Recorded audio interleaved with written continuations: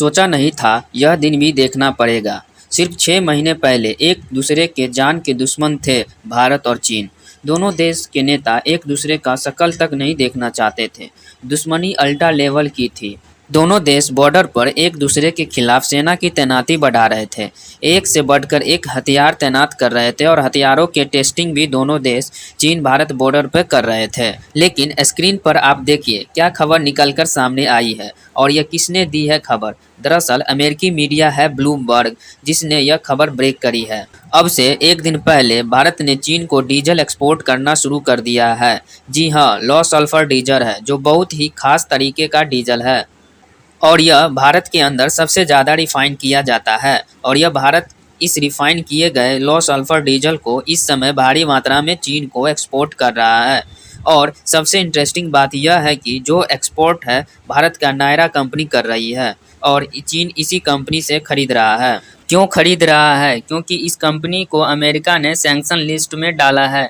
जी हाँ, इस पर प्रतिबंध लगाए गए हैं रूसी कच्चा तेल खरीदने के कारण और अब चीन इसी नायरा कंपनी से भारत की इस डीजल को भारी मात्रा में खरीद रहा है। आज पहली शिपमेंट भेजी जा चुकी है। यह शिपमेंट ऐसा नहीं है कि सिर्फ डोनाल्ड ट्रंप को दिखाने के लिए या चिढ़ाने के लिए नहीं, बहुत भारी भरकम शिपमेंट है जो 7 लाख बैरल पहली शिपमेंट भेजी गई है और आने वाले दिनों में चीन और भी डीजल भारत से खरीदेगा। हालांकि आप कहोगे कि चीन भारत से डीजल क्यों खरीद रहा है? वो तो डायरेक्ट रूस के साथ बॉर्डर शेयर करता है, रूस से खरीद सकता है। भाई भारत तो डीजल बेच रहा है चीन को, वो रूस से कच्चा तेल लाकर फिर अपने देश में रिफाइन करते हैं, फिर चीन को दे रहे हैं। चीन डायरेक्ट रूस से क्यों नहीं खरीद लेता? वो इसलिए क्योंकि जो रूस का कच्चा तेल है उसे उराल रशियन ऑयल कहते हैं। इसे रिफाइन करना कोई हंसी मजाक की बात नहीं है। इसे बहुत ही हाई एंड टेक्नोलॉजी से ही रिफाइन किया जा सकता क्योंकि इसमें सल्फर बहुत ज़्यादा मात्रा में होता है और भारत के अंदर ऐसी रिफाइनरी मौजूद है जो इसे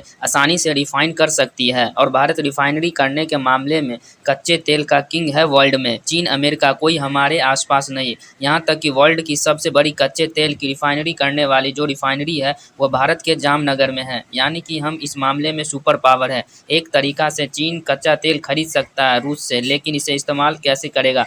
रिफ़ाइन करना पड़ेगा ना पहले। रिफ़ाइन प्रोसेस बहुत मुश्किल होता है और चीन के पास उतनी बड़ी कैपेसिटी नहीं है कि वे भारी मात्रा में रूसी कच्चा तेल को रिफ़ाइन कर सके। इसलिए वह भारत से यह खरीद रहा है और इससे हो रही है भारत की तगड़ी कमाई। लेकिन ऐसा नहीं है कि इसके बदले चीन सिर्फ हमें पैसा दे रहा है। दरअसल चीन हमारी एक मदद भी कर रहा है। स्क्रीन पर आप देखिए रिपोर्ट आई है कि चीन ने भारत के लिए यूरिया एक्सपोर्ट में ढील दे दी है। आप जानते हैं कि भारत में ऐसी खबरें आ रही है कि किसानों को यूरिया नहीं मिल पा रहा है खेतों के लिए।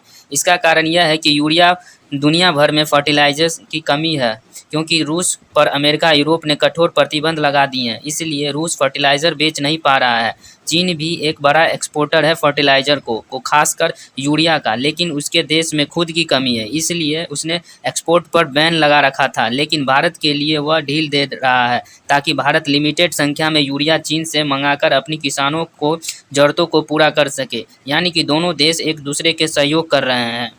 लेकिन यह सहयोग अभी और ऊंचाई पर जाना वाला है क्योंकि एक और खबर आप देख लीजिए। चीन के जो विदेश मंत्री है वांग यी वो स्पेशल भारत के दौरे पर आ रहे हैं और साथ ही भारत के साथ मिलकर बहुत बड़ी प्लानिंग करी जाएगी। हालांकि आप हैरान मत होइए ये देखकर क्योंकि ऐसे भारत को अमेरिका ने धोखा दिया है, पाकिस्तान भी यहाँ पर चीन को धोखा दे रहा है। इसलिए भारत अमेरिका को सबक सिखाना चाहता है और चीन अमेरिका के साथ साथ पाकिस्तान को लाइन पर लाना चाहता है।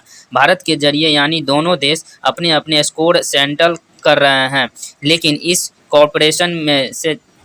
इस कॉरपोरेशन से जिसको सबसे ज़्यादा दुख पहुंच रहा है वह है अमेरिका, क्योंकि अमेरिका ने 25 साल लगाए हैं भारत को अपने साथ लाने में और पिछले 6 महीने में उनके राष्ट्रपति ट्रंप ने सब कुछ बर्बाद कर दिया और भारत को एक झटके में रूस और चीन के पाले में भेज दिया है।